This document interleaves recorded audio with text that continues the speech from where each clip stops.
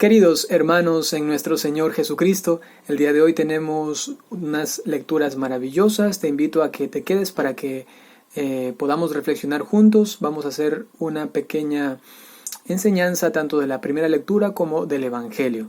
Comencemos entonces con la primera lectura tomada del libro del Génesis. Tenemos allí a un hombre. Su nombre es Jacob. Jacob es hijo de Isaac. Isaac es hijo de Abraham. Es decir, que estamos hablando ya del tercer patriarca de los tres tradicionalmente conocidos, ¿no? Abraham, Isaac y Jacob.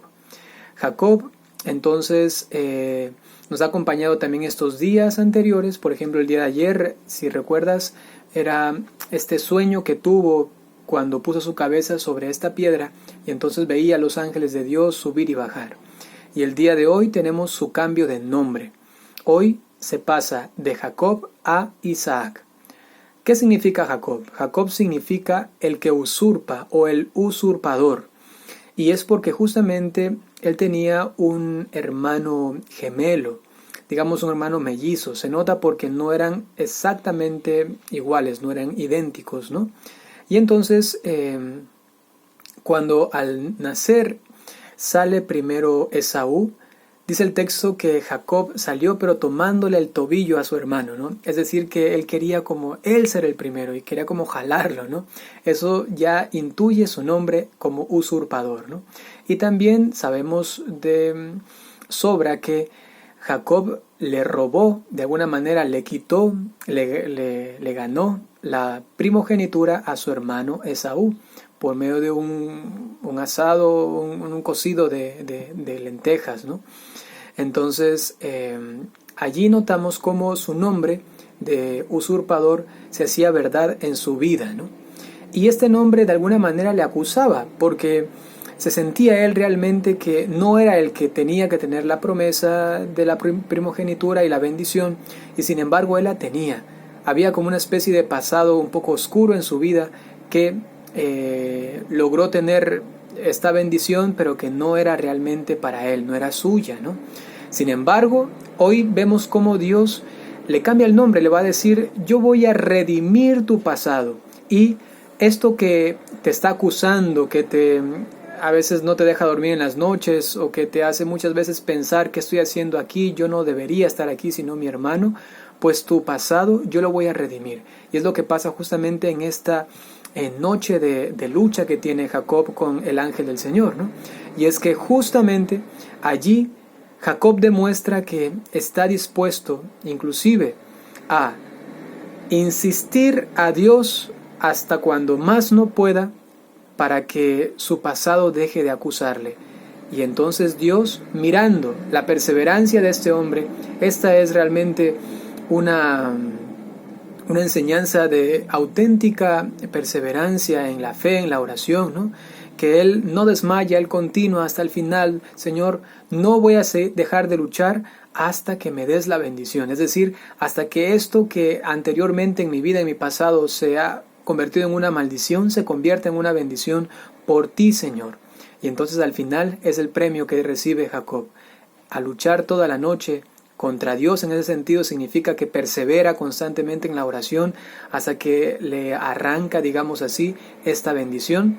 De otra forma también se puede decir que lucha junto con Dios para que su pasado sea redimido y la maldad en su pasado sea ya consumada en un acto de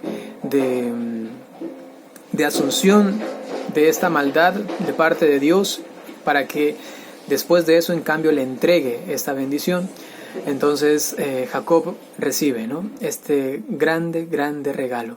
Su nombre cambia, Israel, es decir, el que lucha junto a Dios, y también, ¿por qué no decirlo?, contra Dios, en el sentido de que la persona persevera constante. Señor, yo necesito que me ayudes, Señor, yo quiero esto de aquí porque es necesario para mi santificación, para mi vida, ¿no? Y entonces Dios se hace también el luchador, ¿no? Y también dice que no le da fácilmente la bendición, sino que ya al final de todo, entonces ahí le da la bendición. Cuando ya iba a salir el sol, ya iba a pasar toda la noche, ahí le da la bendición. No te desanimes, que a veces Dios también se quiere esconder. A veces Dios parece que también está como luchando contra nosotros y no nos da el regalo, no nos da la gracia, y es justamente porque quiere ver hasta dónde nosotros perseveramos. Hoy Jacob, hoy Israel nos enseña a la perseverancia que nos lleva inclusive a redimir nuestro pasado. ¿Qué cosas te acusan? ¿Qué cosas te están molestando en tu vida pasada? Pues entonces pídele a Dios que redima tu historia. Y entonces vas a conseguir una paz tan grande que Él mismo te dirá: ahora deja de sufrir por eso, yo he cambiado tu destino, en ese sentido, ¿no? Yo he cambiado tu ser, he cambiado tu nombre. Ahora dejarás de ser una maldición, como te has considerado, y ahora serás una bendición, con una misión concreta para tu vida, para tu historia, ¿no? Eso es maravilloso. Y digamos una cosita pequeña también sobre el Evangelio. Tenemos una acusación tremendísima. Le dicen a Jesús que está expulsando los demonios con el poder del mismo demonio. Qué fuerte, ¿no? Solamente quisiera mencionar a algunos grupos. Algunos son lamentablemente dentro de la iglesia, otros son sectas, otras son organizaciones que se han creado justamente para atacar a la iglesia y que normalmente suelen decir estas que la iglesia no tiene el Espíritu de Dios, que es la ramera, que es la tal y la cual, ¿no? Qué lamentable cómo muchos son capaces de confundirse.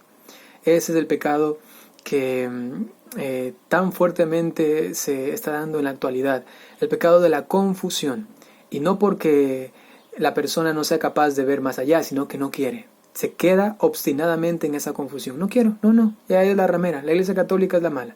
Qué feo, ¿no? Inclusive he mencionado grupos dentro de la iglesia. Hay algunas corrientes, quiero mencionar ahora las tradicionalistas, ¿no? Que lamentablemente acusando a la iglesia, al papa, ¿no? Y diciendo que la iglesia ha perdido el espíritu primero, que la iglesia tiene un espíritu mundano y modernista, y entonces comienza a decir que la liturgia de la iglesia ahora está mal y que la misa como la celebran es todo erróneo, y que aquí y acá, y comienzan a acusar y a hablar de todo mal después del Vaticano II, diciendo que esto ya no sirve y que entonces hay que regresar a antes del Vaticano II, ¿no? Y comienzan a acusar y aquí y acá y están mirando al demonio. Yo he escuchado inclusive a personas que he hablado con ellas que me dicen, ya tiene otro espíritu que no es el de Dios, ¿no? Me han dicho así, ¿no? Por ejemplo, la misa, ese es otro espíritu, ya no es el de Dios, ¿no? Y entonces si no es el de Dios, que están realmente acusando que la iglesia en ese sentido tiene el espíritu del demonio, ¿no? Y lo hacen y lo dicen grupos no muy lejanos a la iglesia, inclusive grupos dentro de la iglesia, ¿no? Que se consideran muy tradicionalistas y lo que están haciendo es reduciendo el evangelio a su pobre concepción de lo que realmente significa la tradición, ¿no? Bueno, vamos a orar por ellos también. Vamos a pedirle a nuestra Madre Santísima, la Virgen María, que nos ayude, nos dé la gracia de poder entregar a Dios nuestro pasado y que Él lo redima, que Él cambie entonces el presente para lograr un futuro en sus manos esperanzador, y que también sepamos salir de confusiones, sobre todo las que nos gustan, en las cuales nos hemos obstinado, para poder ser libres y mirar con la luz de Dios y con el mismo Espíritu Santo la verdad, la autenticidad y la claridad que tiene la Iglesia como el sacramento de salvación. El Señor esté con ustedes. Les bendiga Dios Todopoderoso por intercesión de la Santísima Virgen María, San José y todos los ángeles y santos. En nombre del Padre, y del Hijo, y del Espíritu Santo. Y recuerden que esas predicaciones no son para entretenimiento, sino para formación. Hasta pronto.